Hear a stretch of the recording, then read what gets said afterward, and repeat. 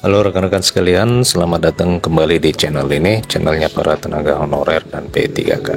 Video kali ini kita akan membahas terkait dengan 6 poin penting pembahasan di dalam rancangan Undang-Undang SN yang mengatur terkait dengan nasib tenaga honorer. Informasi selengkapnya silakan disimak dan ditonton secara lengkap agar rekan-rekan sekalian bisa menerima informasi ini secara utuh dan menyeluruh. Rekan-rekan sekalian, pengesahan rancangan Undang-Undang SN itu sudah sangat dinantikan oleh para pegawai honorer maupun P3K. Pasalnya, rancangan undang-undang final ini dinantikan akan mengatur secara rinci bagaimana nasib penghapusan pegawai honorer serta bagaimana P3K tahun 2023 dapat lebih diakui. Dengan begitu, rancangan Undang-Undang SN final benar-benar menjawab persoalan seputar nasib P3K hingga penghapusan pegawai honorer tahun 2023. Rekan-rekan, sebagai informasi bahwa pengesahan rancangan Undang-Undang SN ini direncanakan bakal dilakukan pada bulan Agustus sebagaimana dikatakan oleh anggota DPR RI Gus Pardi Gaus. Sekarang sudah akhir bulan Agustus, akan tetapi belum juga nampak langkah-langkah untuk melakukan pengesahan ini. Apakah Gus Pardi Gaus ini kembali mengeluarkan pernyataan yang belum bisa dipercaya atau seperti apa? Kita tunggu saja hingga dengan akhir Agustus ini. Yang pastinya rekan-rekan sekalian, kalau kita menyimak dari rencana kebijakan penghapusan honorer pada bulan November tahun 2023, maka besar kemungkinan rancangan Undang-Undang ASN ini akan segera disahkan sebelum November tahun 2023. Gus Pardi Gaus beberapa waktu yang lalu mengatakan bahwa pengesahan rancangan Undang-Undang ASN tinggal ketuk palu dan dia berharap rancangan undang-undang tersebut dapat disahkan pada bulan Agustus tahun 2023.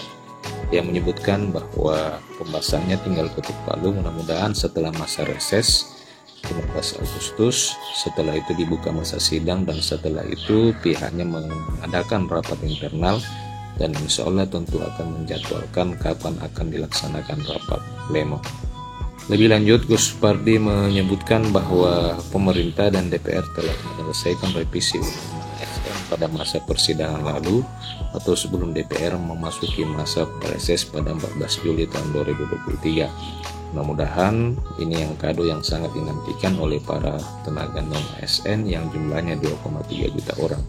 Namun rekan-rekan, progres dari wacana penghapusan tenaga honorer 2023 dan rancangan undang-undang aparatur sipil negara masih menimbulkan polemik di tengah masyarakat. Salah satunya adalah soal julukan yang diberikan kepada kebijakan penghapusan pegawai honorer dan rancangan undang-undang ASN. Julukan yang diberikan kepada kebijakan penghapusan pegawai honorer adalah dengan diinterpretasikan dengan menggunakan istilah diskriminatif. Kebijakan penghapusan pegawai honorer 2023 dan rancangan undang-undang ASN memang bisa diidentikan dengan tindakan diskriminasi. Oleh karena seperti apa? Seperti yang dijelaskan di media klikpendidikan.id bahwa memang untuk kebijakan pembahasan rancangan undang-undang ASN dan penghapusan tenaga honorer ini akan berdampak pada kebijakan prioritas atau semacam kebijakan afirmatif yang diberikan pemerintah kepada pegawai honorer. Selain memprioritaskan pegawai honorer, kebijakan yang tercatat di dalam rancangan undang-undang ASN juga mempersempit peluang fresh graduate atau umum untuk ikut serta di dalam seleksi pengadaan pegawai di kementerian maupun lembaga negara. Kemudian rekan-rekan sekalian, meskipun begitu perlu diketahui bahwa penghapusan tenaga honorer 2023 dan rancangan undang-undang ASN adalah kebijakan yang dimaksudkan untuk mereformasi tata kelola birokrasi yang ada di dalam pemerintahan. Dalam diskursus terkait kebijakan penghapusan honorer 2023 dan rancangan undang-undang ASN, setidaknya terdapat 3 pokok pembahasan yang dapat diketahui bersama. Nah, 6 pokok pembahasan tersebut telah diungkapkan oleh anggota Komisi 2 DPR RI dari fraksi PKS, yakni Mardani Alisera, di dalam diskusi forum legislasi bertema revisi Undang-Undang ASN dan nasib tenaga honorer yang dilaksanakan beberapa waktu yang lalu.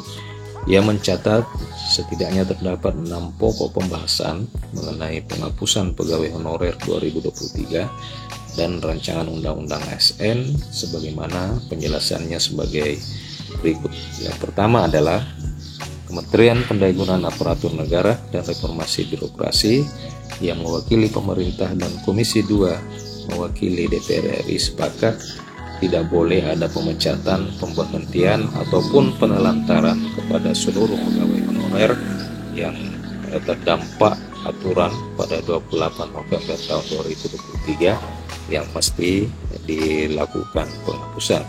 Kemudian, rekan-rekan sekalian, DPR akan mendesak agar pegawai honorer itu mendapatkan keistimewaan berupa pengangkatan menjadi P3K tanpa melalui proses seleksi. Dengan kesepakatan ini, harapannya pada 28 November tahun 2023 tidak akan lagi ada yang namanya penghapusan atau pemutusan hubungan kerja secara massal bagi para tenaga honorer.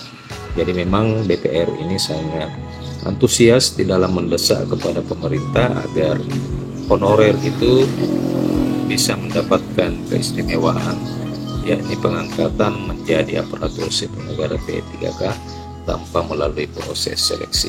Dan ini yang patut diapresiasi kepada bagi rekan-rekan honorer. Jadi kita memang patut mengapresiasi DPR. Mudah-mudahan niat baik DPR RI yang mendesak pemerintah agar melakukan pengangkatan honorer menjadi P3K tanpa melalui proses seleksi itu bisa mendapatkan dukungan dan respon yang positif dari pemerintah, dalam hal ini Kementerian Pendayagunaan Aparatur Negara, sehingga kan sekalian pengangkatan honorer itu tidak lagi melalui tes seleksi kompetensi dasar, akan tetapi bisa saja melalui proses tes observasi saja seperti yang diberlakukan kepada para tenaga honorer guru. Kemudian yang ketiga adalah DPR mendorong adanya peninjauan ulang terhadap formasi pegawai pemerintah dengan perjanjian kerja untuk memastikan kesesuaian dengan anggaran pemerintah khususnya di tingkat pemerintah daerah. Kemudian rekan-rekan, gaji honorer masih dianggap tidak layak sehingga proses revisi rancangan undang-undang ASN merupakan sebuah keniscayaan bagi para guru dan tenaga teknis sebab mereka adalah mengabdi selama puluhan tahun. Kemudian adanya penguatan fungsi dan kewenangan Komite Aparatur Sipil Negara. Fungsi KSN ini menjadi langkah untuk mengatur kode etik, standar kerja, dan memberikan perlindungan bagi para ASN, khususnya dalam meningkatkan profesionalisme dan kualitas pelayanan publik. Nah, rekan-rekan sekalian, demikian 6 poin penting dari pembahasan rancangan undang-undang ASN terkait dengan tenaga honorer. Demikian berita kali ini, terima kasih telah menyaksikan, sampai jumpa di video berikutnya.